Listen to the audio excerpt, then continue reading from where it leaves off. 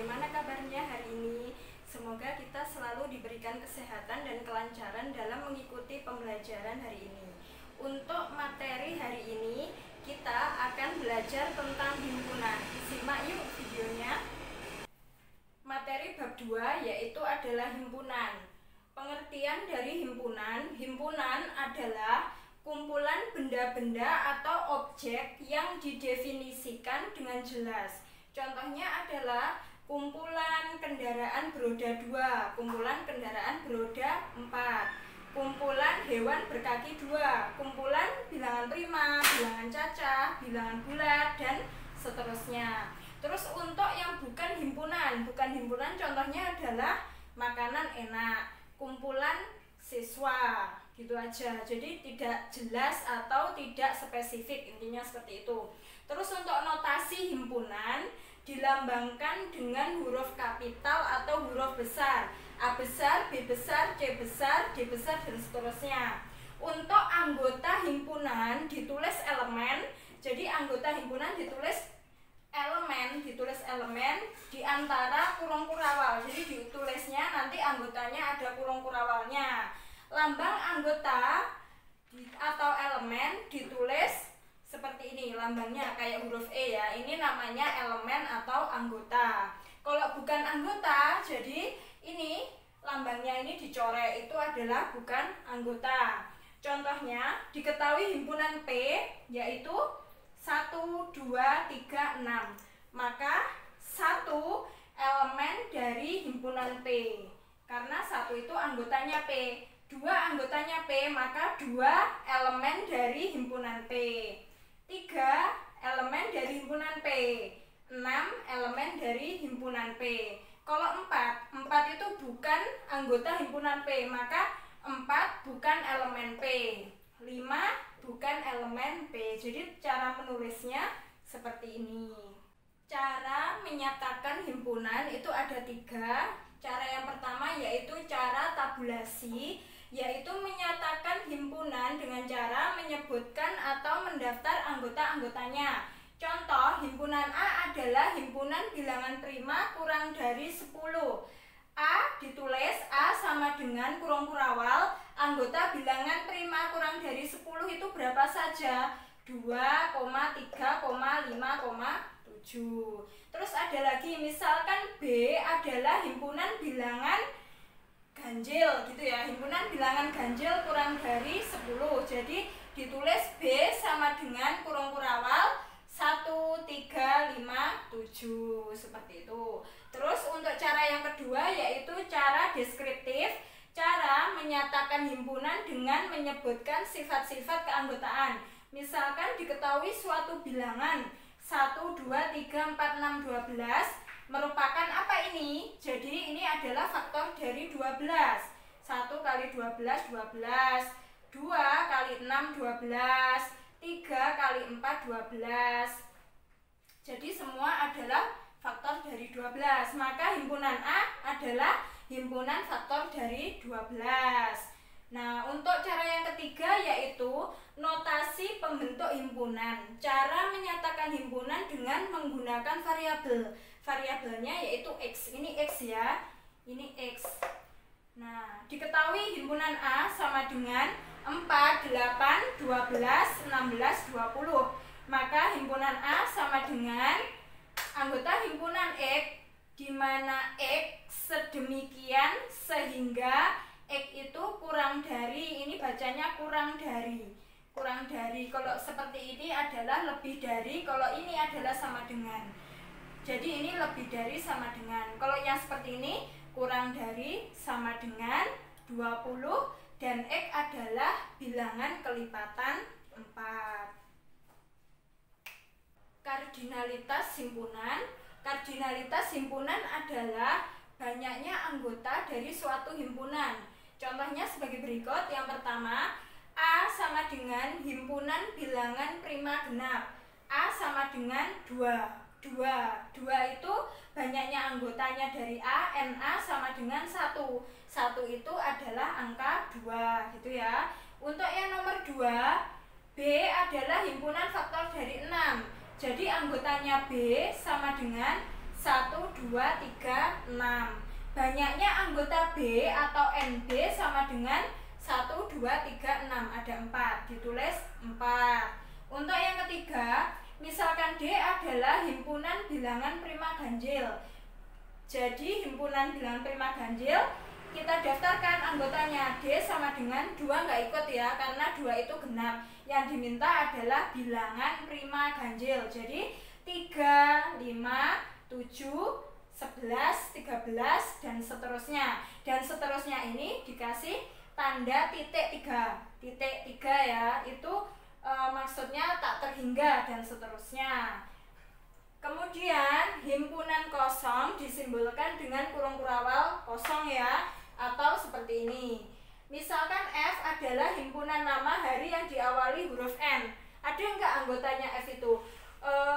Hari dalam satu minggu itu ada Senin, Selasa, Rabu, Kamis, Jumat, Sabtu, Minggu. Nggak ada ya yang awalannya huruf N. Maka F itu tidak memiliki anggota, dalam arti himpunan kosong. Maka simbolnya himpunan kosong seperti ini. Bisa ini, bisa ini. Untuk anggota dari F, banyaknya anggota F adalah 0 karena dia himpunan kosong. Himpunan semesta atau dilambangkan dengan S adalah himpunan yang memuat semua anggota atau objek himpunan yang dibicarakan. Contohnya adalah misalkan himpunan A sama dengan 2, 4, 6, 8. Maka himpunan semesta dari A adalah bisa himpunan bilangan genap, bisa himpunan bilangan asli, himpunan bilangan bulat, ataupun himpunan bilangan cacah. Kemudian hubungan antara dua himpunan. Yang pertama tentang subset. Subset itu adalah himpunan bagian. A merupakan himpunan bagian atau subset dari B, bisa ditulis ini. A subset B. Nah, kemudian A bukan himpunan bagian dari B, tulisannya seperti ini. Bukan himpunan bagian dari B. Contohnya, diketahui himpunan A 1, 5. Himpunan bagian dari A adalah himpunan kosong ya. Jadi semua himpunan memuat himpunan kosong, kemudian 1, kemudian 5, kemudian digabung 1,5. Begini adalah, jadi ini adalah himpunan bagian dari A. Selanjutnya kita menentukan banyaknya himpunan bagian. Jadi untuk menentukan banyaknya himpunan bagian itu ada rumusnya, yaitu adalah 2 pangkat N. 2 pangkat N. N itu nanti adalah banyaknya himpunan bagian dari himpunan tersebut. Contohnya adalah misalkan himpunan K sama dengan ABC. Banyaknya himpunan dari K, jadi NK sama dengan ada ABC, ada 3. Banyaknya himpunan bagian yaitu 2 pangkat N. N-nya dimasukkan ini 3. Jadi 2 pangkat 3 sama dengan 2 kali 2 kali 2 sama dengan 8.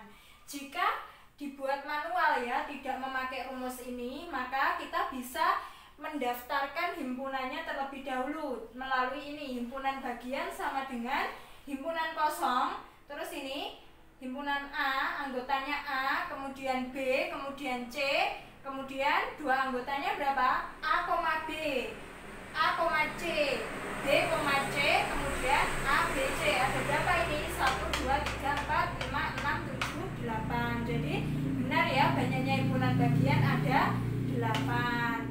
Selanjutnya adalah himpunan saling lepas. Dikatakan himpunan A dan himpunan B nanti bisa saling lepas jika tidak ada satupun anggota yang sama. Contohnya, misalkan himpunan A adalah himpunan faktor dari 10, maka A sama dengan 1, 2, 5, 10.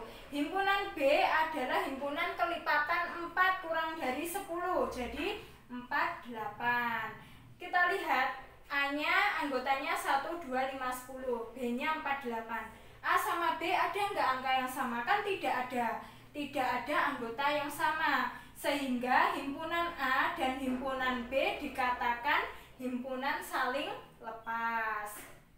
Selanjutnya yaitu kebalikannya, himpunan tidak saling lepas, yaitu jika himpunan A dan himpunan B memiliki 1 atau lebih anggota yang sama. Contohnya, E adalah himpunan bilangan prima kurang dari 10. Berarti anggotanya kita daftarkan 2, 3, 5, 7. F adalah himpunan bilangan ganjil kurang dari 10. 1, 3, 5, 7, 9. Ada nggak anggotanya yang sama? Ada ini. EF punya 3, EF punya 5, EF punya 7, ya kan? Ada 3 anggota yang sama, sehingga himpunan E dengan himpunan F tidak saling lepas. Himpunan yang sama maksudnya adalah himpunan tersebut mempunyai anggota-anggota yang sama semua.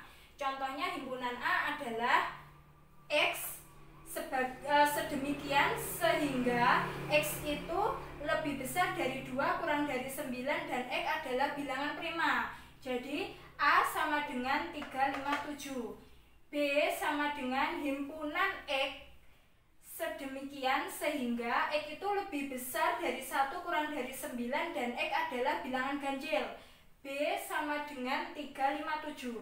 Lihat untuk anggota A dan B sama 3, 5, 7.